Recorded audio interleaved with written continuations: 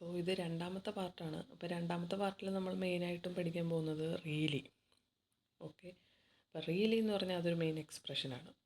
Really it's taste perfect, really congratulations, really that's too bad.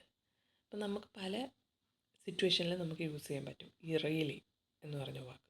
സിമ്പിളാണ്, but use ചെയ്യണം. Okay, next എന്ന് പറഞ്ഞു കഴിഞ്ഞാൽ that's great. Okay, that's great എന്ന് പറഞ്ഞാൽ നമുക്ക് എന്തെങ്കിലും ഒരു വിഷയം വരുമ്പോൾ, അല്ലെങ്കിൽ നമുക്ക് എന്തെങ്കിലും ഒരു ആരെങ്കിലും കൺഗ്രാജുലേറ്റ് ചെയ്യണമെങ്കിൽ നമുക്ക് പറയാം, ഓ ദാറ്റ്സ് ഗ്രേറ്റ്, കൺഗ്രാറ്റ്സ്, അല്ലെങ്കിൽ ദാറ്റ്സ് ഗ്രേറ്റ്, വെൽ ഡൺ. അത് നമുക്ക് യൂസ് ചെയ്യാൻ പറ്റും. ഓക്കെ, വെറും സിമ്പിൾ ഇംഗ്ലീഷാണ്, ബട്ട് നമ്മൾ യൂസ്ഫുള്ളാണ്. നമ്മൾ ഡെയിലി യൂസ് ചെയ്ത് പഠിക്കുക.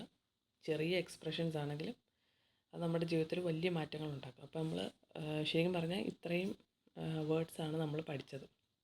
ഓക്കെ, ഫസ്റ്റ് സ്ലൈഡ് നോക്കുക. ഇത് സെക്കൻഡ് പാർട്ടാണ്. അപ്പോൾ സെക്കൻഡ് പാർട്ടും ഫസ്റ്റ് പാർട്ടും നോക്കുക.